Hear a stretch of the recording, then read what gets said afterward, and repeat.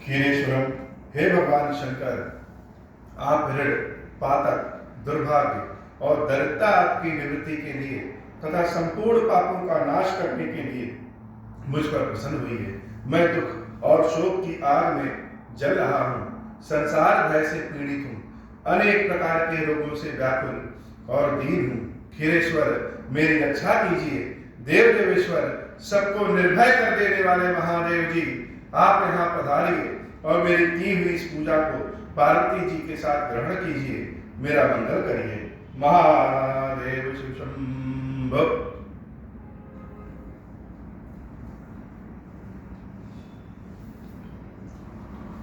जो सुमिरत सिद्धि होई गणनायक, करिबर बदन करहु अनुग्रह, सोई बुद्धि राशि सुगुण सदन। वंदं गुरुपद पदुम परागा, सुरुचि सुवास सरस अनुरागा। भगवान सिद्धिराज गणेश जी का बारंबार प्रणाम है।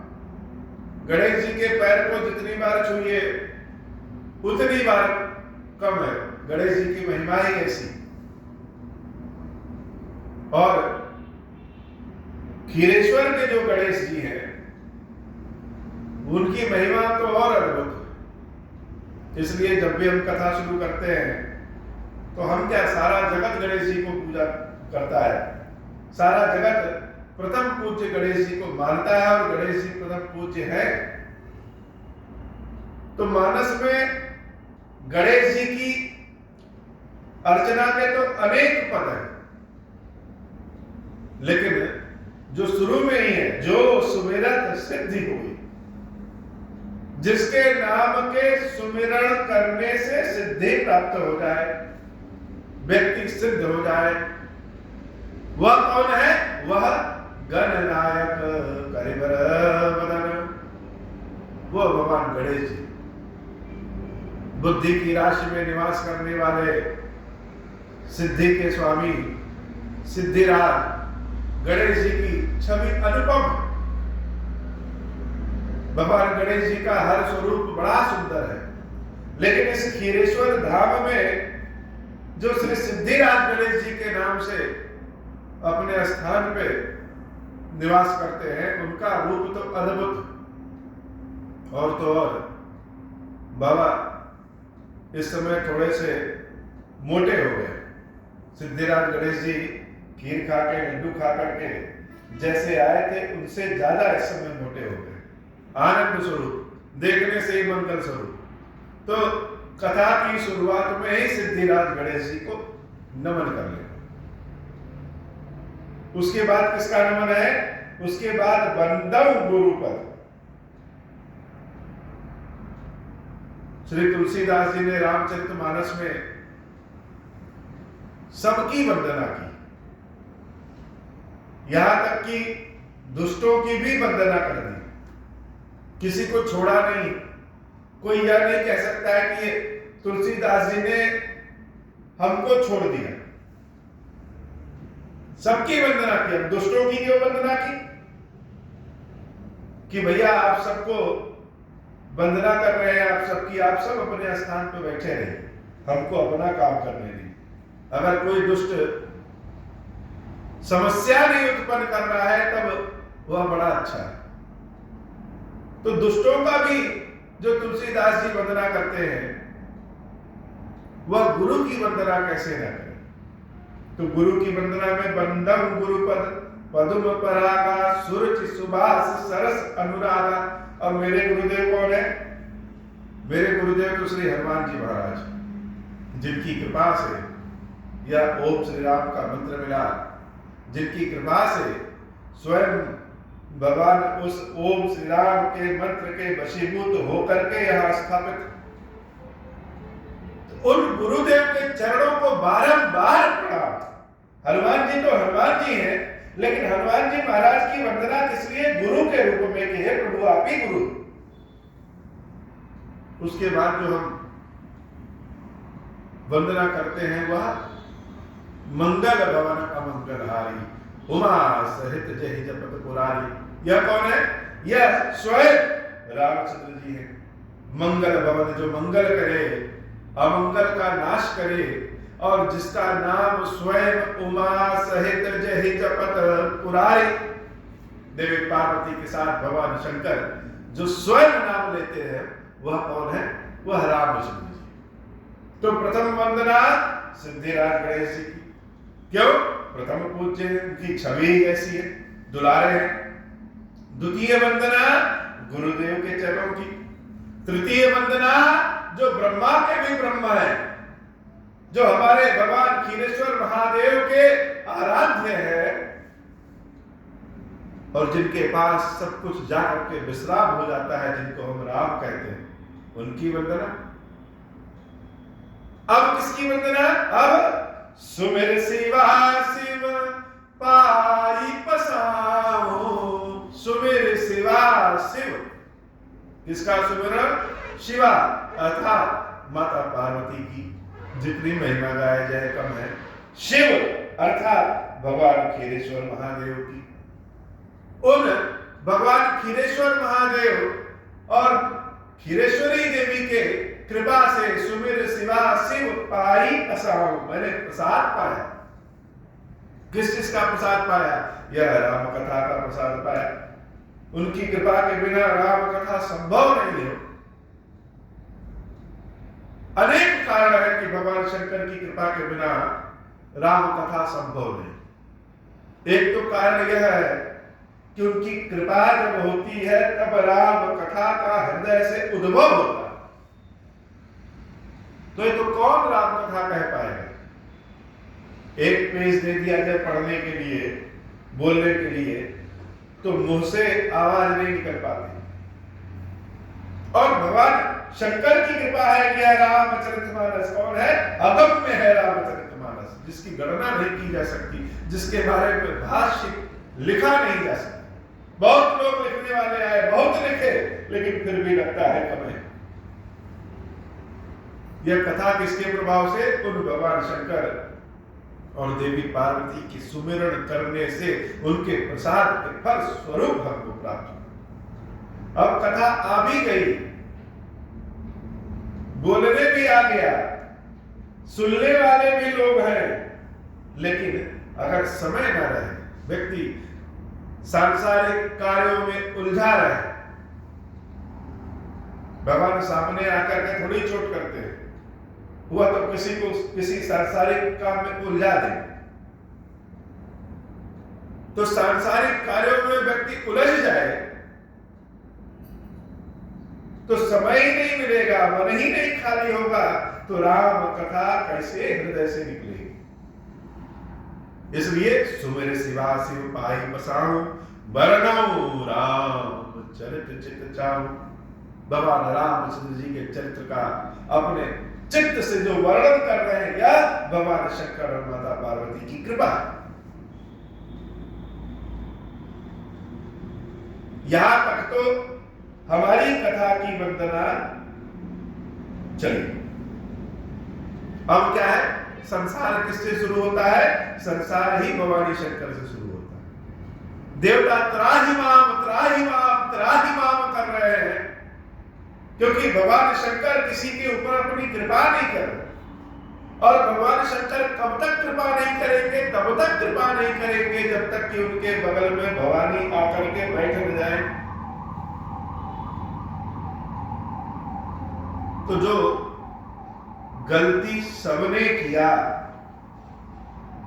उस गलती की सजा तो सब पाएंगे। दक्ष प्रजापति के यज्ञ में जहां शंकर जी का स्थान नहीं, वहां सारे देवता लालच में, लोभ में आकर के अपने अपने स्थान पे जाकर के बैठ गए। सब एक बार कहे होते कि यहां शिव जी का जब स्थान नहीं है तो हम क्यों बैठे? लेकिन किसी के भी मुख से उन भगवान शंकर का नाम नहीं निकला जिन भगवान शंकर की कृपा से देवता जीवित है। जब अमृत लेना हुआ तब तो शिव जी के यहाँ दौड़ के पहुंच गए कि प्रभु कोई उपाय बताओ। और जब भगवान शंकर की पूजा की बात आई तो सारे देवता, किसी ने भी नहीं कहा कि हे दक्ष, शिव जी का यहाँ स्थान होना अनिवार्य है, अन्यथा हम लोग उठ करके चले जाएंगे। तो पाप सबने किया, उस पाप का परिणाम क्या हुआ? भगवती अंतर्धान हो गई। और सिर्फ भगवती अंतर्धान नहीं हुई, भगवान शंकर भी अपने स्वरूप में अंतर्धान हो गए। आसुरी प्रवृत्तियों को, राक्षसी प्रवृत्तियों को लगा कि मैदान खाली है, तो सबने स्वर्ग पे विजय प्राप्त कर लिया। देवता बेचारे त्राहिमाम कर रहे हैं। क्यों? क्योंकि ब्रह्मा जी ने वरदान दिया है, यह तारकासुर का वध भगवान शंकर का पुत्र ही करेगा। अब भगवान शंकर का विवाह हुआ ही नहीं, तो पुत्र कहां से?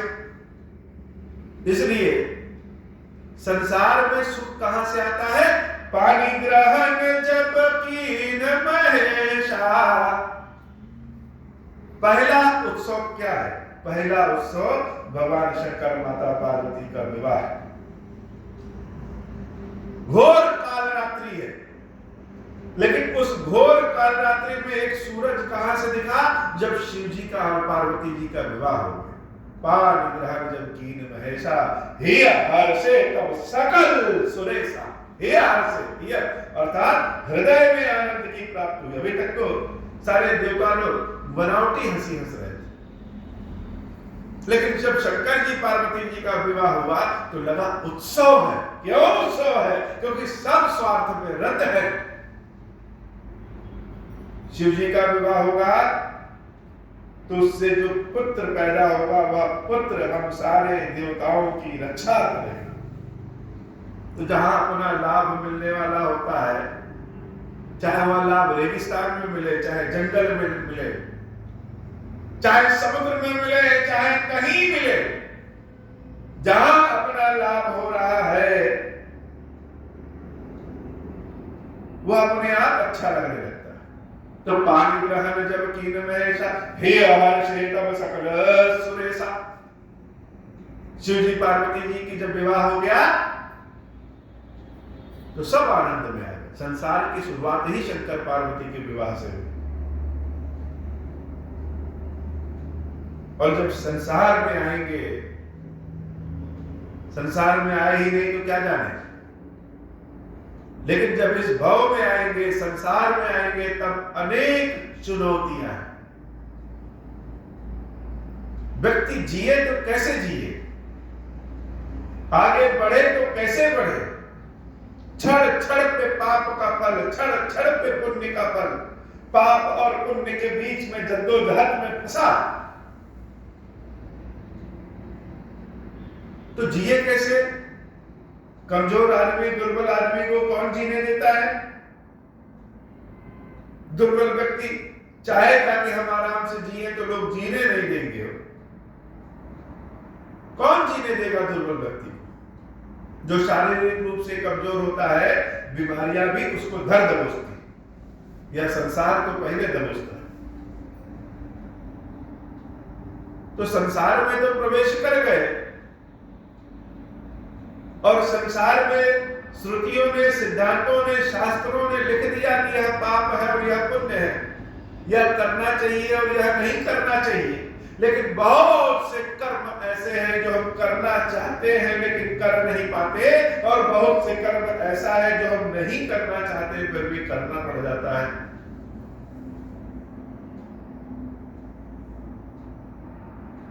तो व्यक्ति क्या करे? तो जहां निराशा छा जाए, जहां अपना बल भूल जाए, जहां हम सरेंडर कर गए,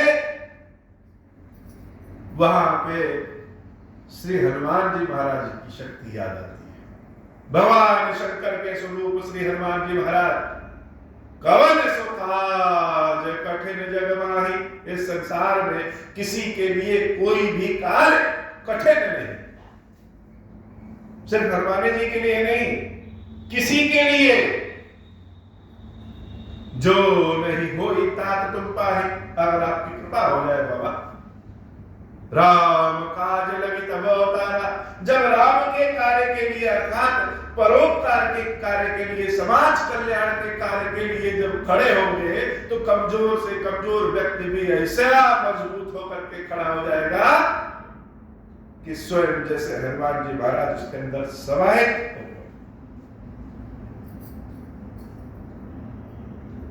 तो राग द्वेष में कहां फंसे हैं?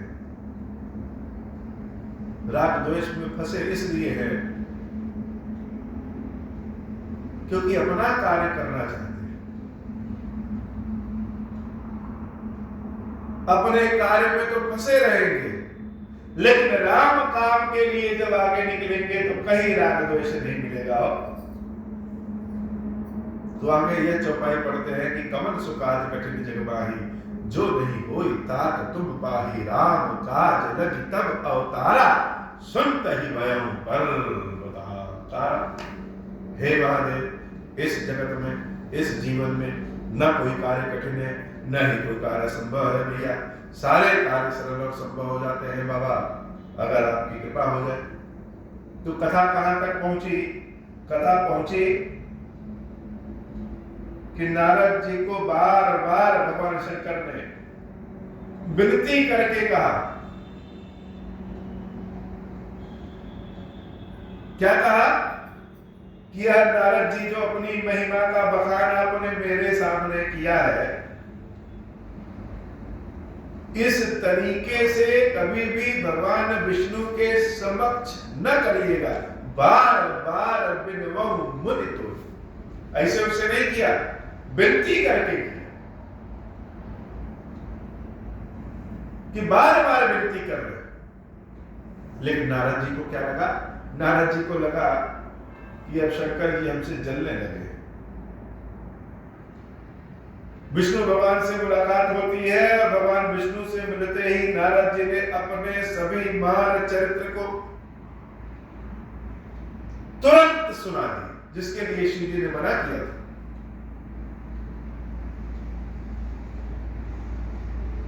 भगवान विष्णु जान गए हैं कि मेरे भक्त के हृदय में अहंकार का अंकुरण हो चुका,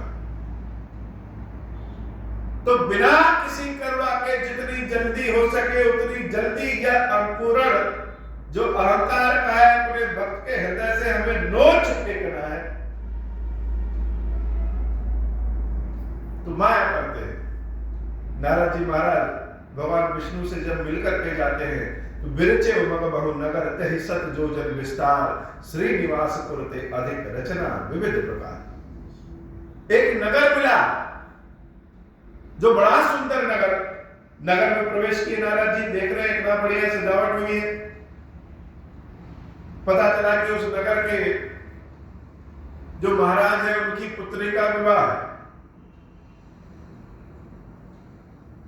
नारद जी राजमहल में पहुंचते हैं तो नारद जी तो विद्वानी आदमी, भगवान के भक्त भी, कौन भला नारद जी आए हैं तो उनको अपने घर बिठा करके पानी जलपान न कराए। बड़े मुश्किल से संतों के दर्शन होते हैं। तो नारद जी को बिठाया गया, सेवा सम्मान हुआ। और जब सेवा सम्मान हुआ तो उस नगर के महाराज अपनी पुत्री का हाथ ले जा करके नारद जी महाराज के समक्ष रख देते कि हे महाराज, कहूं नाथ गुण दोष सब यही के हृदय विचार। हमारी पुत्री के अंदर कौन सा गुण है, कौन सा दोष है, यह सब अपने हृदय में विचार करके कहिए।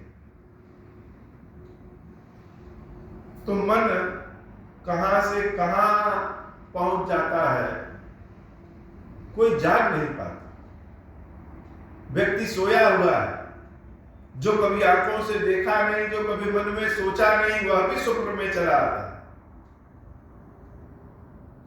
और स्वप्न में जो मन ले आता है वह तो अलग है।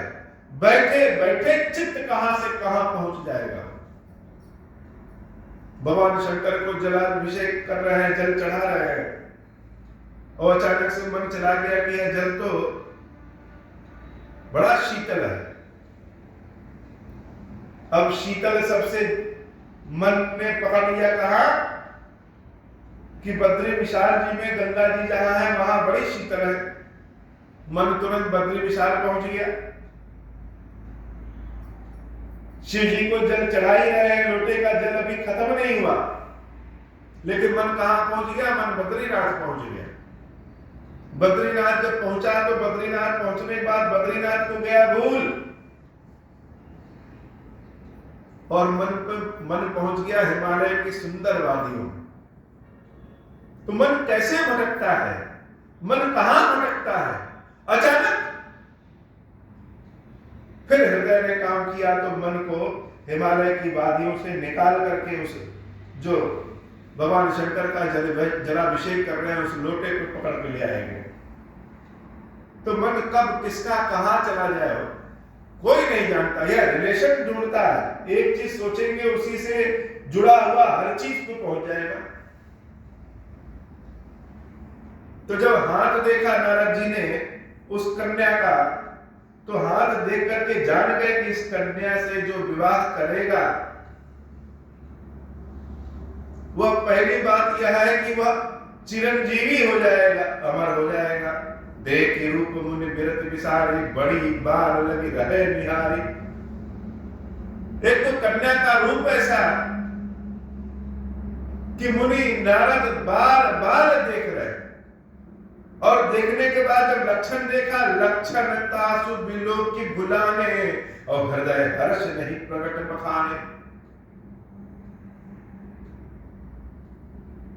हृदय ने चोरी सिखा दिया, जो हाथ में लिखा है वो अब बताए नहीं, हृदय में चुरा लिया। तो मन भटकता है तो कहां पहुंचा देता है? चोर तक बना देगा।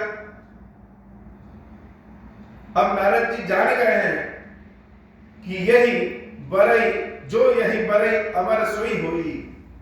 किस कन्या का विवाह जिससे होगा, यह कन्या जिसका वर्ण कर लेगी, वह व्यक्ति तो अमर हो जाएगा।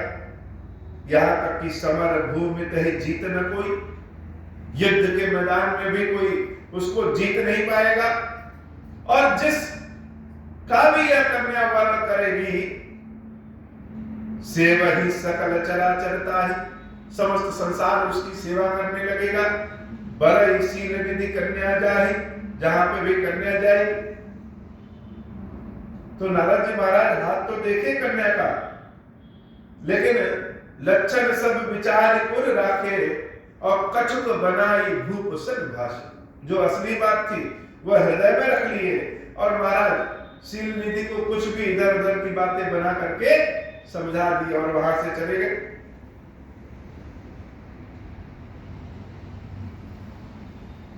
अब नारद जी के मन में चिंता आ गई, नारद जी के मन में चोरी आ गई, नारद जी के मन में लालच आ गया। यह मन बड़ा खुराफाती है।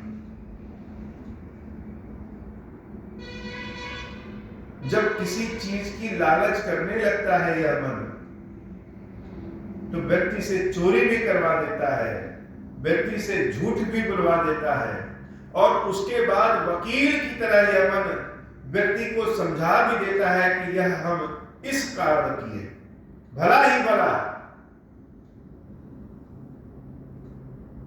मंथरा ने जब माता कैकेयी से कहा कि तुम क्या इतना हंस रही हो, राम का राज्याभिषेक हो रहा है, तो अरे अपने पुत्र को राजा बनाओ, अपने पुत्र को। अपना अपना होता है और पराया पराया। कैकेयी मैया कहीं कि खबरदार जो मेरे राम को पराया कहे। हे मंत्रा, तुम्हारी जिह्वा काट लेंगे अगर तुमने राम को पराया कहा। प्राणों से ज्यादा राम को प्रेम करते। तब मंत्रा कह रही है कि एक तो ब्रह्मा जी ने मुझे कुरूप बना दिया, रूप दिया नहीं, इसी के कारण मैं दासी बन गई। अब दासी हूं तो पराधीन हूं। पराधीन व्यक्ति की बात कौन मानेगा? लेकिन मंथरा अपनी तलवार जैसी जुबान चलाना नहीं भूल रही है। कह रही है कैकेयी, इस समस्त संसार में इस मंथरा से ज्यादा तुम्हारा हितैषी कोई नहीं। अभी मेरी बात नहीं समझ में आ रही है, लेकिन जिस दिन राम राजा बन जाएंगे और कौशल्या जो तुम्हारी सौतन है वह तुम्हें और तुम्हारे पुत्र भरत को जेल में डाल देगी, तब समझ में आए। कैकेयी अम्बा का दिमाग घूम गया। इतनी सुलक्षणा, ज्ञानी ध्यानी विद्वानी, राम से प्रेम करने वाली माता कैकेयी का दिमाग घूम गया। तो जब लोभ, लालच, भय हृदय में आ जाता है तो बहुत बड़ा गलत कार्य अपने ही शरीर से करा देता है। अपना शरीर अपने वश में नहीं होता, यह शरीर मन के वश में हो जाता है। नारद जी के मन ने कहा कि नारद, अगर इस कन्या से तुम्हारा विवाह हो गया तो कन्या से जो विवाह करेगा वह क्या होगा? वह अजर अमर हो जाएगा, चिरंजीवी हो जाएगा। तो नारद तुम चिरंजीवी हो जाओगे। अब एक ऋषि को चिरंजीवी होने की आवश्यकता क्या है? नारद ने अपने ही मन से प्रश्न किया, हमें किस बात की लालच कि हम चिरंजीवी हो जाए? मन ने फिर कहा, सारी संसार तुम्हारी सेवा पूजा करेगा। ऋषि के हृदय ने कहा कि हमें क्या आवश्यकता है कि सारा संसार हमारी पूजा करे? युद्ध भूमि में भी तुम्हारी मृत्यु नहीं होगी। ऋषि के हृदय ने कहा कि हमें कौन जरूरत है युद्ध में जाकर के लड़ाई करने की। लेकिन कहते हैं ना कि एक बुराई 10 अच्छाइयों को मार भगाती है। बुराई में बड़ी शक्ति होती है। जैसे कहते हैं कि असुर लोग स्वर्ग पे कब्जा कर लिए। यह असुर कौन है? यह हमारे अंदर की बुराई ही राक्षस है, जो स्वर्ग अर्थात हमारे मन पे कब्जा कर लेते हैं।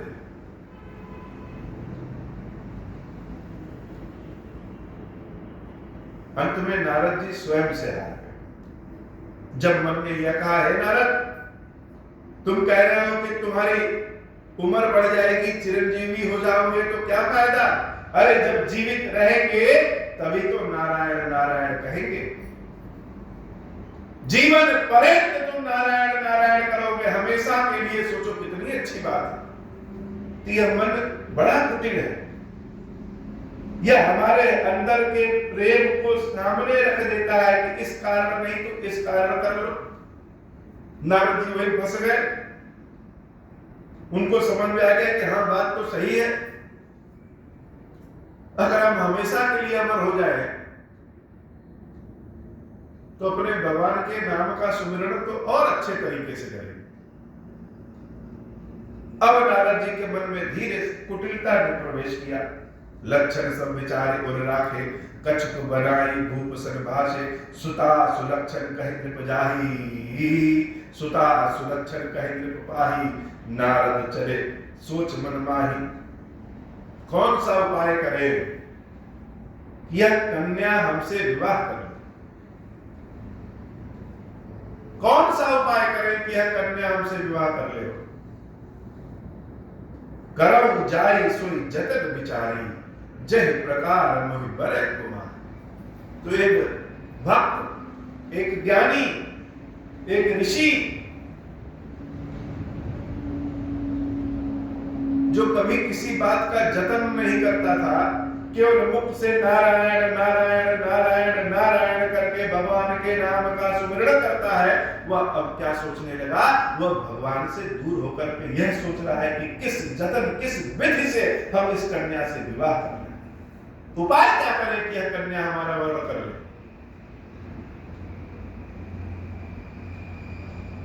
और हृदय के सामने मन ने क्या रखा, कन्या इसलिए वर्ण करे ताकि हमारी आयु बढ़ जाएगी, अमर हो जाएंगे और हम हर समय नारायण नारायण कहें। लेकिन पीठ पीछे तो कुछ और है। तो मन चोरी करवा देता है, मन झूठ बोलवा देता है, मन पाप करवा देता है, सामने लालच रख देता है। लालच किसका? जिसको जो पसंद होगा उसी बात की तो लालच हो। जिसको जो पसंद ही नहीं है कैसा लालच। बहुत स्वादिष्ट व्यंजन कोई मांसाहारी व्यंजन रखे तो उसका लालच कहां? नहीं। लेकिन भी सामने शाकाहारी व्यंजन बहुत अच्छा रख दे तो लालच आ जाएगा। वैसे नारद जी के मन में लालच है। अब सोच रहे हैं कि क्या करें, जब तप कछु न होई तहि काल। अब यहां स्थिति आ गई है कि न जब होगा न तप होगा, तब तक नहीं होगा जब तक हे विधि मिले कवन विधि वाला। जब तक मेरा विवाह नहीं हो जाता तब तक जब तक तो हो गए। हम लोग कहते हैं मन में शांति नहीं है तो भगवान का नाम कैसे लें? और बड़े सुंदरता से, बड़ी खूबसूरती से मन हमको समझा देता है और हम समझ जाते हैं और कहते हैं कि जब भगवान चाहेंगे तो खुद ही करेंगे। बड़ी सुंदरता से हम समझ जाते हैं कि जब मन स्थिर होगा, सांसारिक जंजाल हटेगा, जिस दिन सब कुछ हरा भरा हो जाएगा तब बैठ के भगवान के नाम का सुमिरन करना शुरू करेंगे।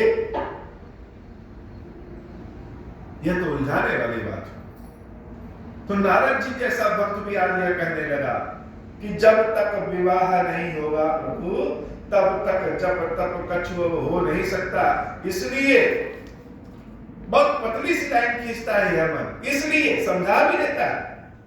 जैसे मंथरा है यह मन। मन कौन है? यह मंथरा है।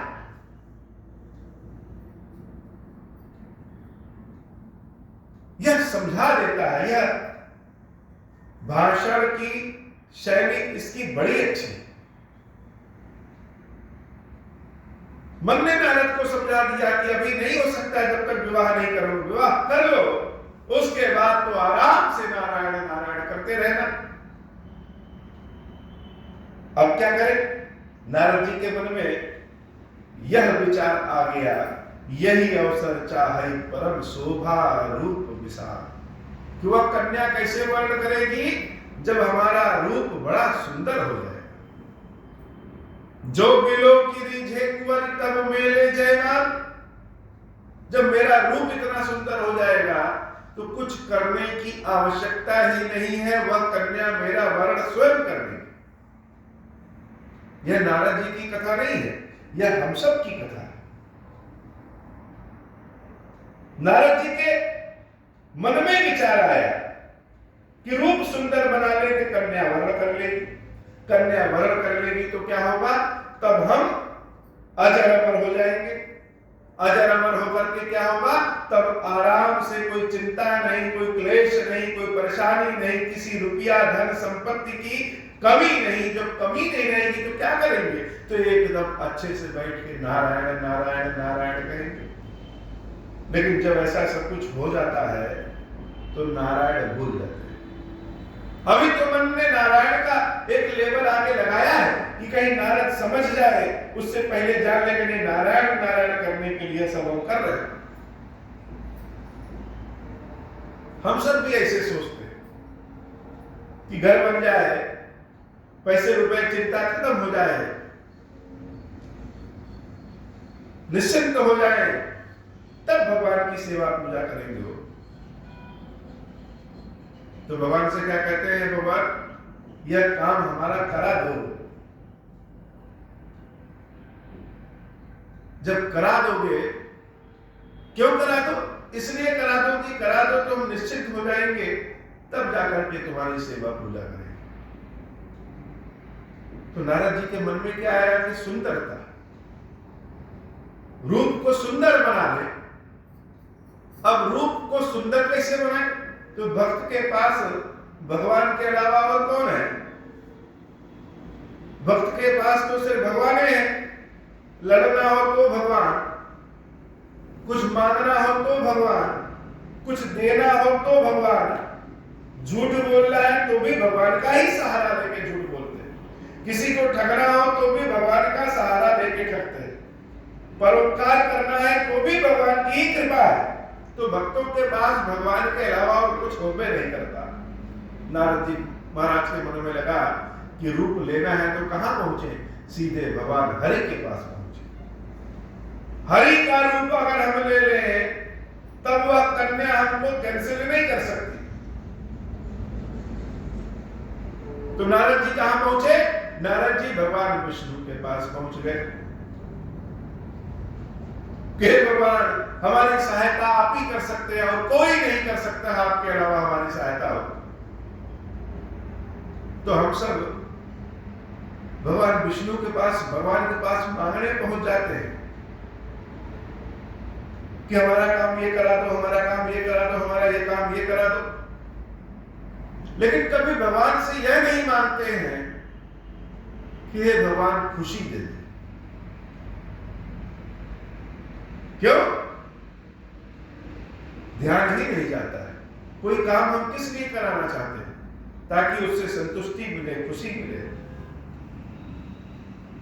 तो नारद जी महाराज भगवान विष्णु के पास दौड़े दौड़े पहुंच गए। हे बाबा, आज की कथा इतनी। श्री खीरेश्वर महादेव जी, कृष्ण लीला जी हम सब के ऊपर बाबा कृपा करिए।